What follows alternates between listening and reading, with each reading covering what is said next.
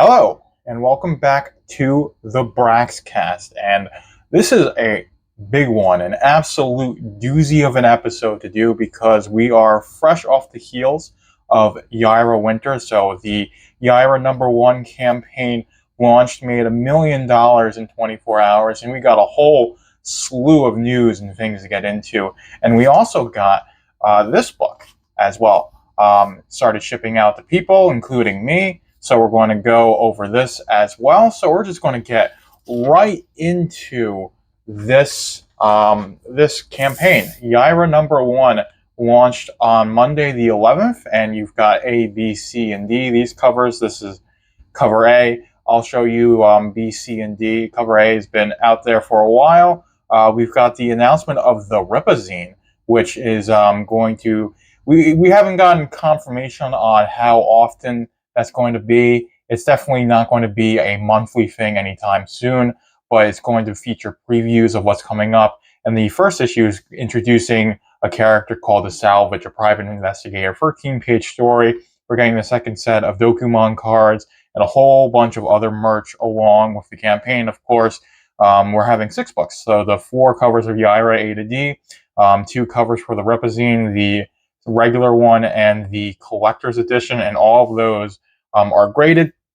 And as of right now, all of the graded books for Yaira #1 are in stock, but they did go out of stock. I believe it was, I'm not sure it was A or D, but 2 of the covers went out of stock. The Saskas made a commitment to sign more copies to get them back into stock. But if you want any of the graded copies, then you would want to get on that soon, because you're not going to have much time to get in where you fit in with the graded copies. But there's plenty of A to D, and most of the other items are still available. The second set of Dokumon cards is going to be available for the entirety of this campaign, which ends the 25th of May, I believe. And that's basically it with all the campaign items. We've got, this is cover D by Mark Evans. He also did cover D for Alphacore, this beautiful painted style. Really worked well with the Alphacore D cover, and it works great with the Alphacore, with the Yaira, with Yaira's character as well. I really like this cover.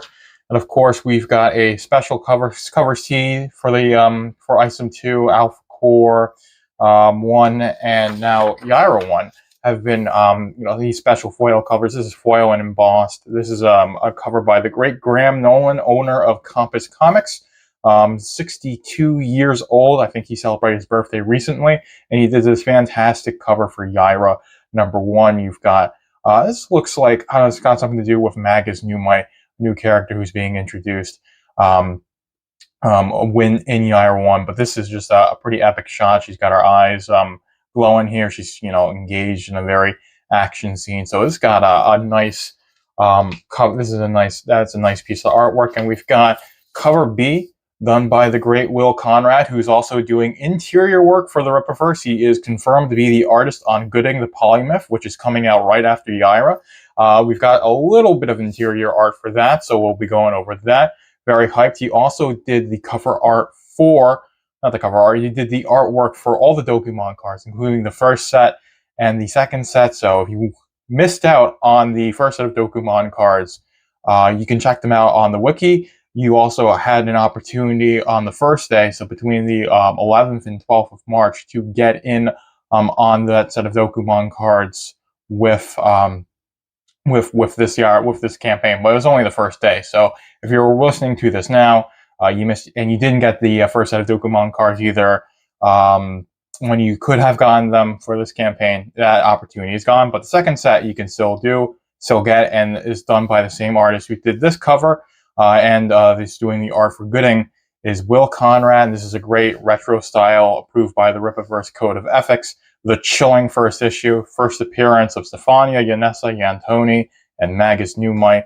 And of course, you've got this little block box here for Yaira 1 2024. So this is a great looking cover, very retro comic book style. I'm looking forward to Put You on Ice. That lettering just really makes it pop. Haunted by Her Past. All this text just gives you insight to what her story is a little bit, and then also it's just a really nice cover to look at. But these are all the covers other than cover A, but that's been out for a while, so I haven't seen this. But this is some of the interior, so I believe some of this was covered in the live action trailer, which we also have a live action trailer. I'm going to go over that. My biggest takeaway from what it is, and we'll comparing it to the comic books a little bit with one character, Lincoln Usabucio. But this is pretty good interior artwork, if I do say so myself. We've got 2 more pages. If I can get the the paper can work with me here. So this is more or less the next page. Punches Stefania. This was covered in the live action trailer. You can see she's still alive, and then she gets all shocked and blue, and of course it's going to develop as a plot point in Yaira _1. We don't know too much about it, and here is the last one. This is one that's been very much well spread. I mean, of course, you've got Yaira's very nice figure is showing here. And of course, you've got all these statues in the museum. Might be a little bit hard to see. I'm going to show here, and they do look like they do have a bit of an appearance towards. So if we can show, you see you've got these figures on cover C, Graham Nolan's cover, and they do look similar to these statues here. You might not be able to see it since I've got the lighting, but if you look at the that artwork, you look at those models, they look similar, so they could be coming back to life, and the old lady could be responsible for that, of course. So there's a lot of things with Yaira's story that we don't know about, and it's going to be very interesting to find out so much more about Yaira. But the Rippaverse is more than Yaira. It's more than Isom. And it's supposed to be this whole expansive comic book universe. And of course, you want a way to keep up with it. The Rippazine is going to be the way to put up with it. And I love, this is the main cover. So the Creator's Edition just features just Salvage, introducing Salvage PI. This is a 13-page story by Eric July and Bart Sears, with July writing, Bart Sears doing the artwork. And this is introduced like a magazine. So you got Gossip and More with William Renashi, Michael Copper, Gentleman's Tips, previews of the first 4 Rippaverse books, which would be Isom 1, 2, Alphacore 1, and Yaira, Sydney Bloodroof horoscope predictions as well. So it's just like an actual, presented like a magazine covering in more stuff for the Rippaverse. And you've, of course, got this epic artwork of Isom, Brian Solari, and Yaira, all looking extremely nice. And I believe this is done by Ken White. He's really the A cover artist for the Rippaverse, and I could not think of a better person to be the A cover artist for the Rippaverse. He did, I think, the cover A's for not every single one. He didn't do cover A for Alphacore. That was cover A or Isom 2, but he did do covers for every single Rippaverse book. But Isom 1, he did cover A for, and cover A for Yaira #1, Ken White did, and they're both fantastic covers. But he did do cover D for Isom 2, which is this one. But yeah, Ken White is a fantastic artist. I really wanted to do interior work for something, so it could be like a short story in the Rippazine. That'd be fantastic to get him to do cover work for something like a Salvage PI, if that is a short story series, and there's like another 13, 20-ish page story of Salvage that keeps being an ongoing thing. It'd be nice to get like Canon to do something like that, or a completely different character. You could have like a short story on Santuan in the Rippazine. So there's a lot of stuff to do, or a lot of stuff they could do with the Rippazine if it becomes a consistent release. So if it's like, 3 or 4 times a year, like once every quarter, once every other month, who knows what the release schedule of the Rippazine is going to be. But the idea of having this to really tie things in with the Rippaverse will be a cheap way for people to buy in and know what's going on.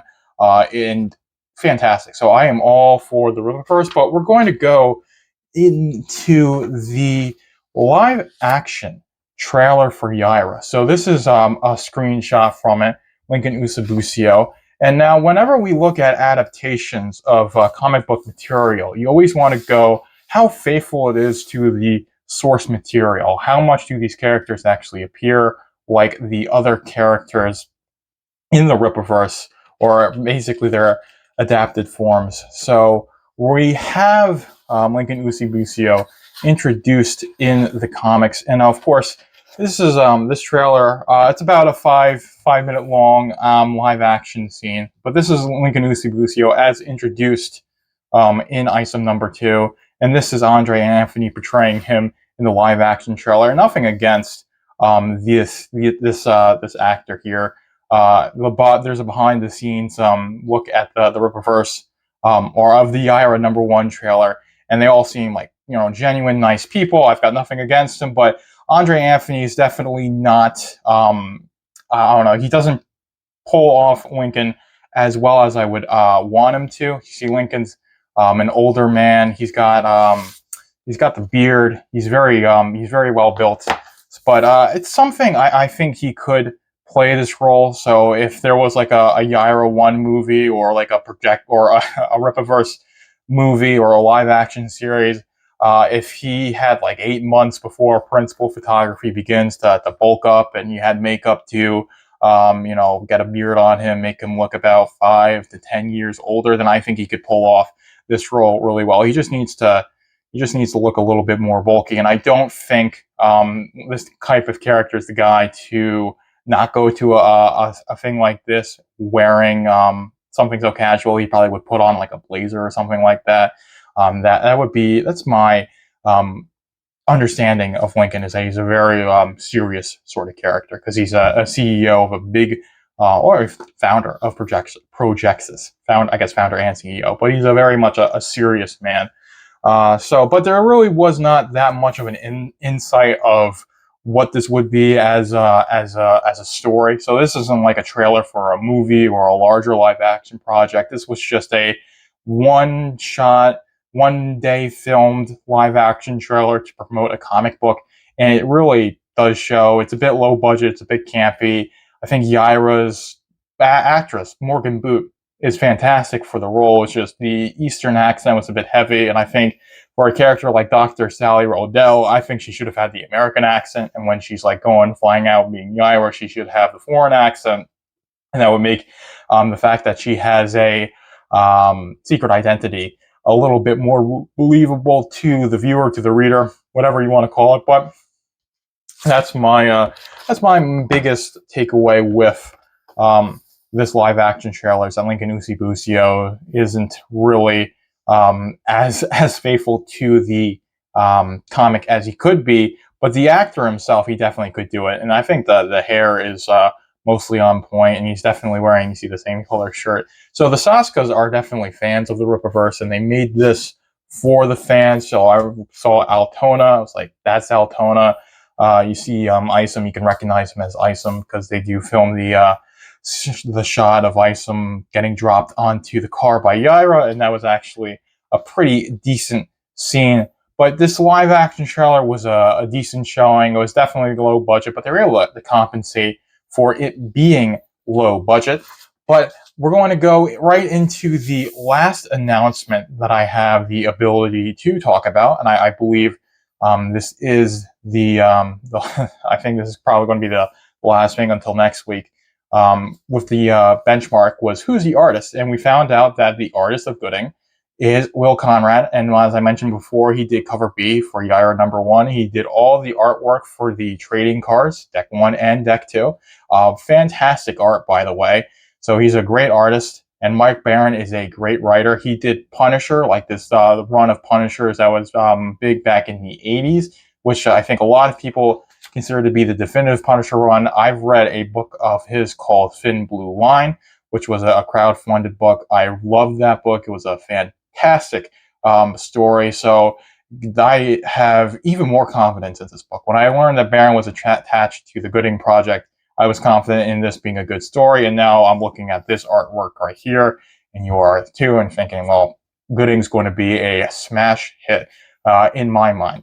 So Gooding the Polymyth is going to be out this spring, so it's going to be right after Yaira #1, basically. That's a very exciting takeaway to see, and we got a little taste of what the interior artwork is going to look like, a little insight of what the story is going to be. Maybe we can always speculate. But this is basically the only interior artwork we have of Gooding, and it looks fantastic. I'm sure the entire book is going to be fantastic.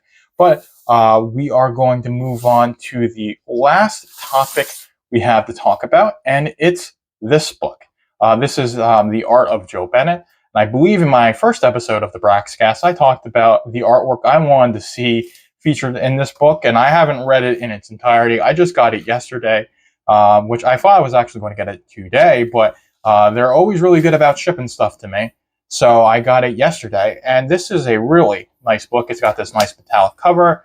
It's got this portrait of Joe Bennett that I believe Igor Shakal did. He does the artwork for all the anyone that joins the Rippaverse. Basically, gets a portrait done by him, and this is Joe Bennett's. It's a pretty nice one. So, and this has got this is actually one. So this is Alphacore page 73.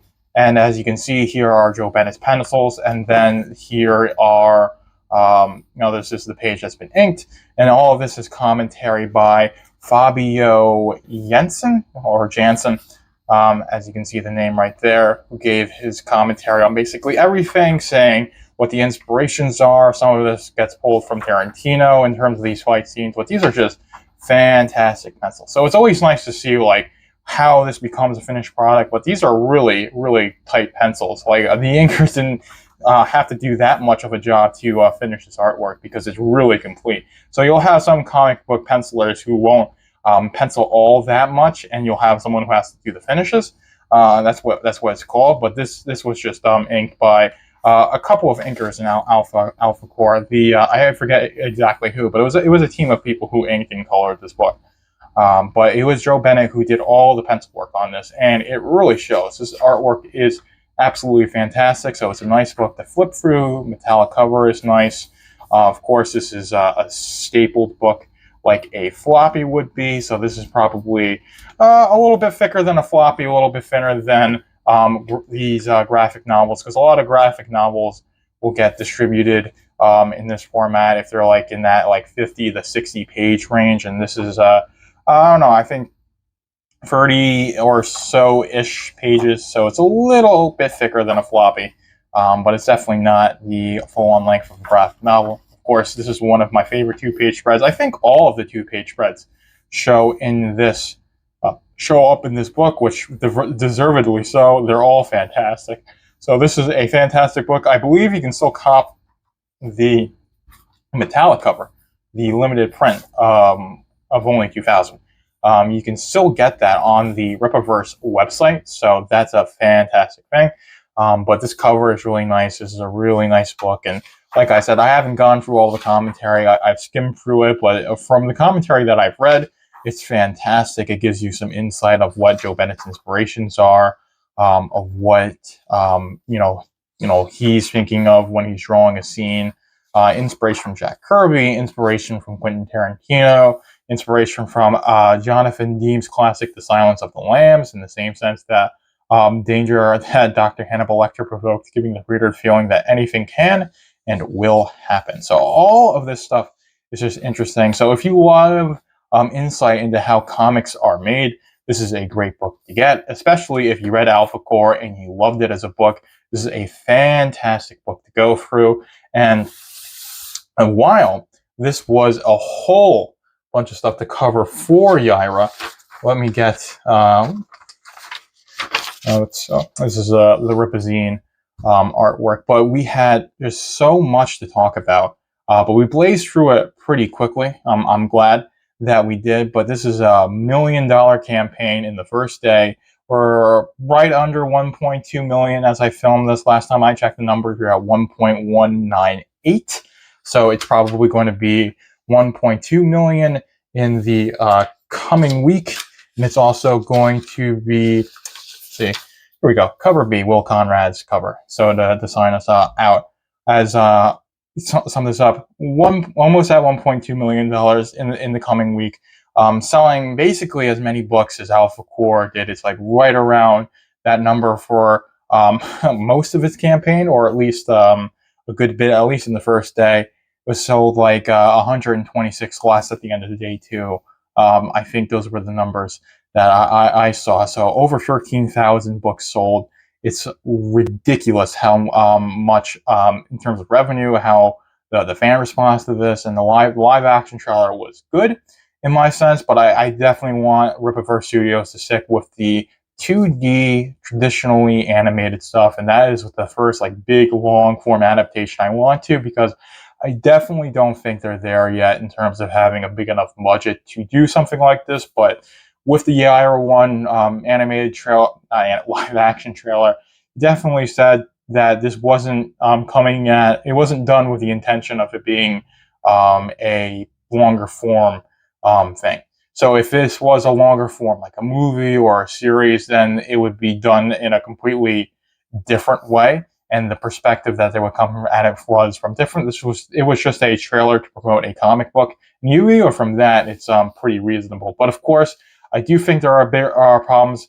Like I said, I do think Andre Anthony would need to bulk up, put on like 10 to 20 pounds of clean mass, and get makeup to get a beard on him, make his face look a little bit older, and I think he would be good for the role. I do think everybody else was pretty good, but Lincoln Usibusio, he has a pretty decent role in ISOM number 2, and I imagine he's going to have more of a role in the Rippaverse going forward, because Projexis is going to be part of a lot of plots, so he's definitely going to be involved. So any time he appears in adaptations, he should be as accurate to the comics as possible. But like I said, I do think that's something that would be addressed if there was a longer form live action project done, which this wasn't it. This was just made in one day to promote the Yaira #1 comic book, and I think it did its job fantastically. And of course, you had people that think it was complete garbage. You had a lot of people that was like, well, I wish this was a full 90-minute movie. And you had a lot of people who were like, meh. But I'm more of the sign of like, I like it, but it just gets me really hyped to read Yaira #1. And I hope you are too after listening or watching this podcast. But with that, I am signing out. I hope you enjoyed this one. And we're going into the outro now. Thank you for tuning in to the Braxcast. Be sure to like, comment, follow, and subscribe to keep up with the Rippaverse.